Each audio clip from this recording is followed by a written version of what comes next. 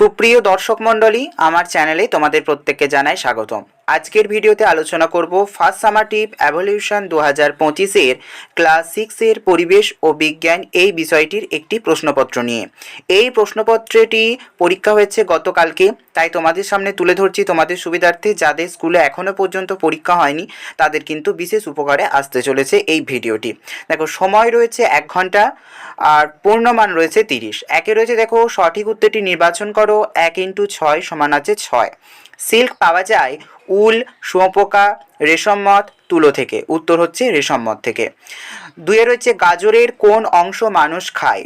মূল, কাণ্ড, ফল, বীজ। উত্তর হচ্ছে মূল। কোন জিনিসটি প্রাণীদের থেকে পাওয়া যায়?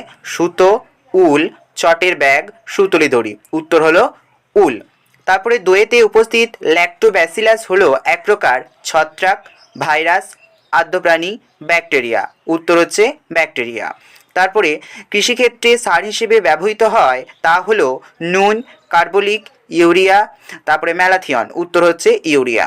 তামার চিহ্ন কি? Na, Fe, Au নাকি Cu? উত্তর হচ্ছে Cu।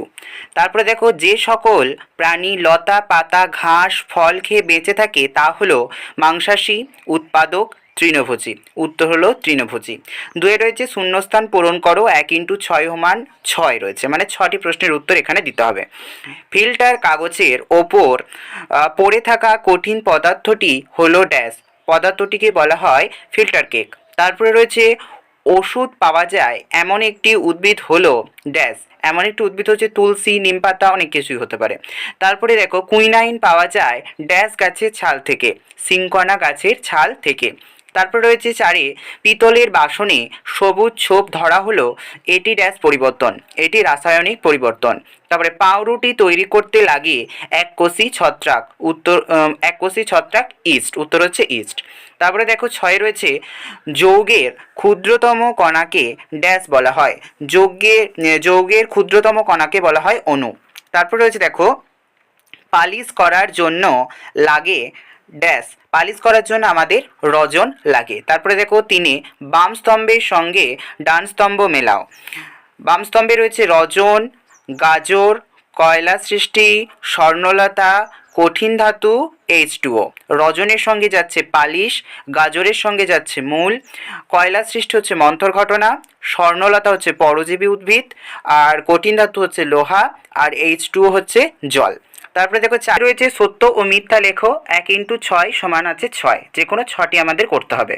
উদ্ভিদ পরিবেশে অক্সিজেন আর কার্বন ডাই অক্সাইডের ভারসাম্য বজায় রাখতে সাহায্য করে। এটা হলো সত্য। ভূমিকম্প পর্যাবৃত্ত ঘটনা। এটা হলো মিথ্যা। তারপর রয়েছে, কাককে ঝাড়ুদার পাখি বলা হয়। এটি সত্য। 4-এ রয়েছে, ডাবের মুখ কেটে রাখলে যে পরিবর্তন হয় তাকে বলা হলো ভৌত পরিবর্তন। এটা মিথ্যা। তারপরে রয়েছে, চুম্বক লোহাকে আকর্ষণ করে। এটি হচ্ছে তোমার সঠিক, অর্থাৎ সত্য। তারপরে শুঁয়োপোকা থেকে প্রজাপতি হলো একটি মনুষ্য সৃষ্ট ঘটনা। এটা মিথ্যা। জল থেকে বাষ্প হলে জলের উভয়মুখী পরিবর্তন হয়। এটি হলো সত্য। তারপরে দেখো 5-এ রয়েছে, সংক্ষিপ্ত উত্তর দাও। 1 × 4 = 4। পরাগ মিলনে সাহায্য করে এমন একটি প্রাণীর নাম লেখো। এমন একটি প্রাণীর নাম হচ্ছে তোমার পরাগ মিলনে মৌটুসি, বোলতা, মৌমাছি, এগুলো। তারপরে মানুষের দেহে বাস করে এমন একটি পরজীবীর নাম লেখো। মানুষের দেহে বাস করে কৃমি হতে পারে, উকুন হতে পারে। তারপরে একটি উভয়মুখী পরিবর্তনের উদাহরণ দাও। একটি উভয়মুখী পরিবর্তন হচ্ছে তোমার বৃষ্টিপাত, তারপরে বরফ গলে জল হয়ে যাওয়া, এগুলি উভয়মুখী পরিবর্তনের মধ্যে পড়ে। অ্যামোনিয়ার সংকেত লেখো। অ্যামোনিয়ার সংকেত হচ্ছে Al। তারপরে কড মাছের যকৃতের তেলে কোন ভিটামিন পাওয়া যায়? কড মাছের যকৃতের তেলে ভিটামিন A এবং ভিটামিন D পাওয়া যায়। 6 রয়েছে, নিচের প্রশ্নগুলির উত্তর দাও। 2 × 1 = 2। অক্সিজেন গ্যাসের 2টি ধর্ম লেখো। অক্সিজেন হচ্ছে আমাদের শ্বাসকার্য চালাতে সাহায্য করে। অক্সিজেন হচ্ছে বর্ণহীন গন্ধহীন একটি গ্যাস। অক্সিজেন আগুন জ্বালাতে সাহায্য করে। এতগুলো ধর্ম হতে পারে। তারপরে রয়েছে, রেল লাইনে জোরের মুখে একটু ফাঁকা রাখা হয় কেন? এর কারণ হচ্ছে রেল তাপমাত্রার কারণে সেটি প্রসারণ এবং সংকুচিত হয়, সেই কারণে ওখানে ফাঁকা রাখা হয়। এবং এই ফাঁকা জায়গাটা যেটা তৈরি হচ্ছে সেই জায়গাতে যাতে বেঁকে না যায় বা ভেঙে না যায়, তার জন্য ওই ফাঁকা জায়গা জায়গাটা সাহায্য করে, সেই জন্য রেল লাইনের জোড়ার মুখে একটু ফাঁকা রাখা হয়।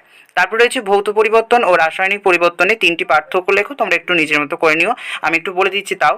ভৌত পরিবর্তন হচ্ছে মূল পদার্থে তোমরা ফিরে পাওয়া যাবে, আর রাসায়নিক পরিবর্তনে মূল পদার্থে ফিরে পাওয়া যাবে না। ভৌত পরিবর্তনের একটি উদাহরণ হচ্ছে তোমার ধরো জল থেকে বরফ হয়ে যাওয়া, মোমবাতির গলন, এগুলো ভৌত পরিবর্তনের মধ্যে পড়ে।